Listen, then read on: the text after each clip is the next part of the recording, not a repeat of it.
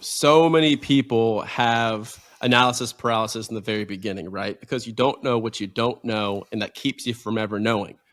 So people are waiting for the confidence to take action, but the reality is it's the taking of the action that yields the confidence. So if anybody takes one thing away from this podcast, and first and foremost, just so you guys have confidence in what I'm saying, this is what we do full time. Like, we help investors scale. So specifically, like, the person that we help in our community is we help the person that already has bought like one to 10 properties themselves. They've read the books, they've listened to the podcast, and now they're asking, how the hell do I be a guest on these podcasts? Like, I want to be the guy or girl buying the 100 unit or the freaking small business worth $2 million or something like that, or the self-storage facility. Like, how do I do that instead of just buying a house a year, which is what I started as, right? So the reason that you're so anxious today is because you have a lack of clarity. So we begin and we end with clarity. And this is like the process. I guarantee you, if you guys write this down, not while you're driving though, if you write this down, this will work for you. We've done this hundreds of times and it's worked every single time. So create a vision for your life, right? You hear that all the time. And it's hard to implement that tactically, right? So when we think of clarity right now, we just think of, oh, okay, I've got like this vision board for what I want my life to look like. And so instead of doing it like that, really abstract, what we do is we break it down tactically. So it's a 3-step process. And there's also 3 levels of cash flow that we can go into at the back end of this. So the 3-step clarity process is first directional, second sequential, third tactical. So most of the time people begin with the tactics and they don't think about anything else, which is, I read a book, I'm going to flip a house. I listened to this podcast, I'm going to buy a 20 unit. I went to this webinar or this seminar, and I'm going to buy a self-storage facility.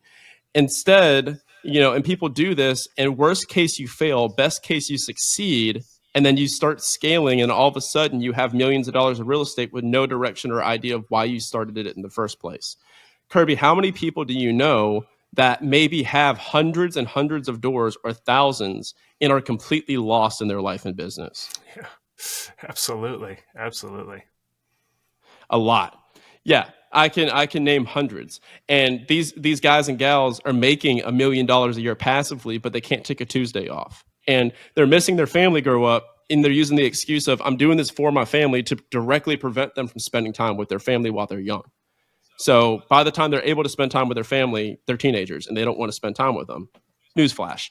So what we start with, instead of all of this, is we start with directional clarity. Directional clarity is, why am I doing what I'm doing? And so what we are establishing is what's called a vivid vision. So a vivid vision is a 3-year detailed written document stating what your life and what your business looks like if anything was possible 3 years from now, as if you're living it and experiencing it today, right? And it's not, I am going to wake up in Mykonos and walk out onto my balcony. It is, I am in Mykonos. I walk out on my balcony. I can see the sun rising over the Adriatic, and I can feel the heat on the cobblestones.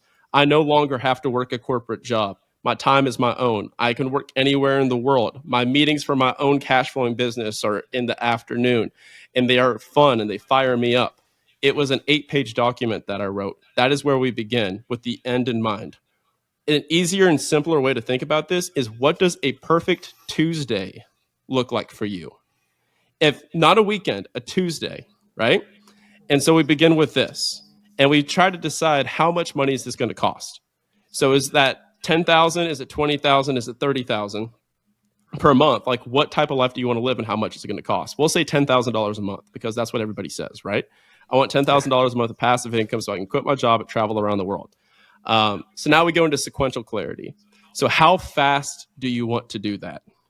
The strategy in the real estate that you buy is completely different if your timeline is 5 years versus 10 years versus 2 years versus 1 year.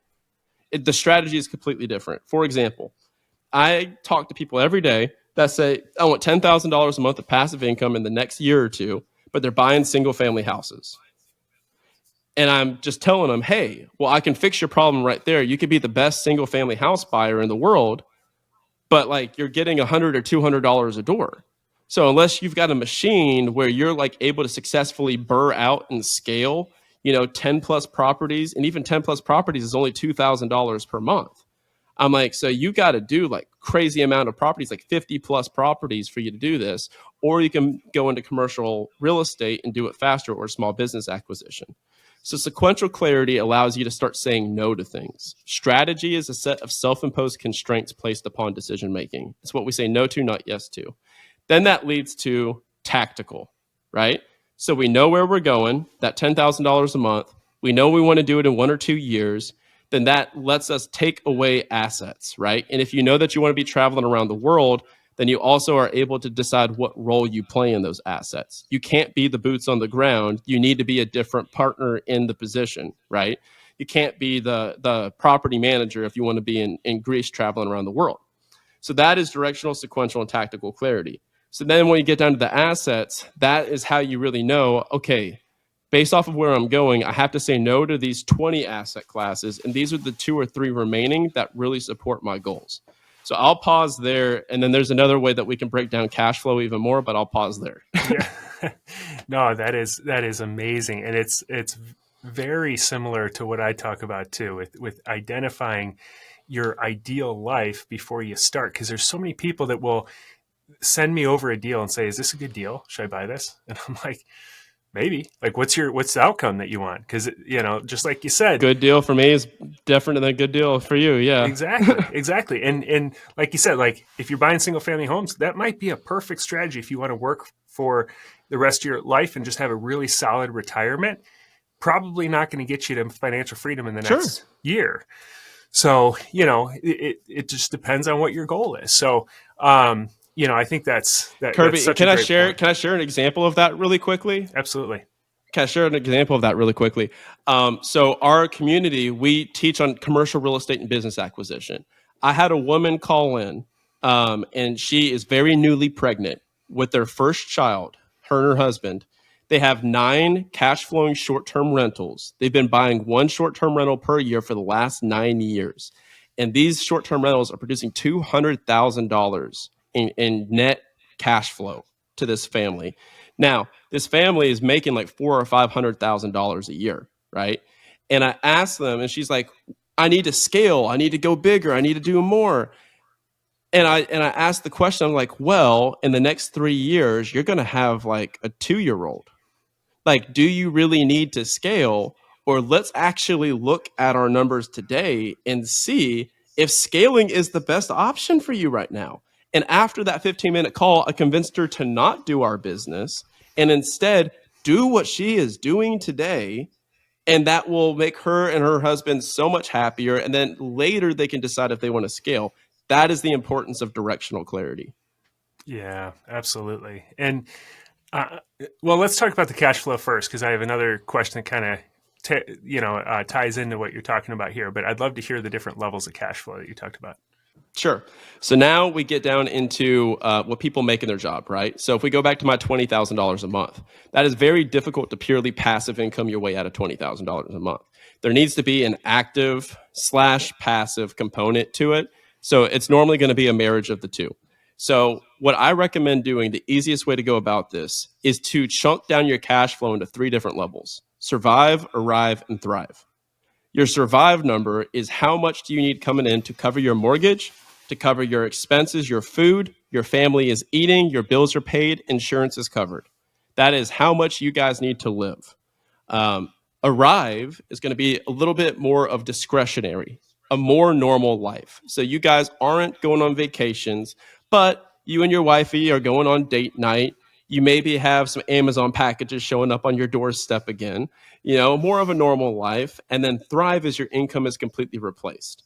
So for people because our focus primarily is for people that are making 6 figures in our thing. So it's normally they need to replace $10,000 to $30,000 a month. And so in the beginning, I'm like, okay, well, let's chunk down these numbers, right? And it makes things so much more attainable, because we have 2 community members that literally today are closing on 2 small businesses together. They partnered and they bought 2 businesses on the same day in different industries, different sellers. And they realized that while both of them are in software sales and they're making like $300,000 a year, they realized that they really only needed like $6,000 a month to comfortably leave their jobs and focus on this full time. that was their arrive number. For me, survive was $4,000 a month. Arrive was $6,500 per month. Thrive was $20,000 per month. Once I hit my passive income at $4,000 per month, I was able to swing for the fences and really go and start my own business, an active business, to be able to replace the delta of the additional $15,000 per month, which I did in the next 6 months, which allowed me to leave. But that 4,000 was what I covered passively, and that's where I recommend people start. Got it. So the point when you recommend leaving your full-time job is once Survive is covered? So I won't say that's when you leave the full-time job. So I'll do a little bit of context. I'll back up here. So what I was doing was I was doing the co-living strategy. So I was the guy that was buying the single family, which is why I go back and I like try to wring people by the throat. And I say, hey, this is cool, but like if I could go back and tell myself, like I would do it different. So I was buying a single family house per year, co-living strategy. I was getting $4,000 a month in pure net free cash flow after CapEx and everything, right? So I had the 4,000 coming in. Then I started up my podcast because, and it was just like me just doing this random thing, right? And I had a coach that asked me a question that changed everything. So I hired this mindset coach because all of my millionaire friends had mindset coaches. And I was like, well, I want to be a millionaire. Let me hire this coach. Maybe it'll help me get there, right? And so I hired this guy and I said, I've got $4,000. I need to make up $16,000 in passive income before I quit my job. My plan is to do this in the next 5 years through multifamily. Like that was my plan. I'm like, I need to buy like probably like $10 million plus of multifamily to be able to produce that over the next 5 years. And he goes, well, how would you do it in 6 months instead? I was like, I don't know. And so that was the first run in accidentally with that directional and sequential clarity because I knew I wanted to travel around the world. So he was like, how do you do it in 6 months instead? And then he asked me a question that completely changed my life, which is, why does it need to be passive? And I was like, what do you mean? And he goes, well, dude, you don't strike me as the person that would be like out of your job financially free and just stop working. You strike me as somebody that would like continue to make money while you're traveling. Like you're not just going to lay on a beach and do nothing. And I was like 27 at the time. I was like, dude, you're right. And so the focus turned to how can I produce income that is remote and scalable anywhere in the world? If I'm investing in real estate, how do I do it from anywhere in the world? Directional clarity. And so the podcast ended up being that extra source of income because I was talking about things just on the podcast services, and I was talking about my coach at the time. And people were signing up for these high ticket services. And so I was getting a 10 to 15% cut on that. And I didn't even know what that was about until like they reached out to me and said, dude, like we got like 6 people a month joining from your show. And that turned into that $15,000 that I was missing. But my point of all of this is that I was intentional about looking for that. And there's so many different ways that people can do it. You can create your an online community. You could do coaching. There's so many different ways that you can create income. And that's what I call passionate income in my book. The point of passive income in the real estate is so you can be able to earn your baseline levels of freedom so that you can focus on making money from things that you would already happily do for free. So we use the real estate and we use the business income, like for small business acquisition of real estate. We use that income to create our baseline financial independence. And then at that point, then we go into, okay, this seems like a business I can start. That would be super fun. And that is really, truly how you accelerate the process. And passionate income is what I do today. It's like lights my soul on fire. Every single day I'm up and I'm like, how do I serve more people? How do I help more? And I've got more energy today than I did ever before as a high performer in my corporate job.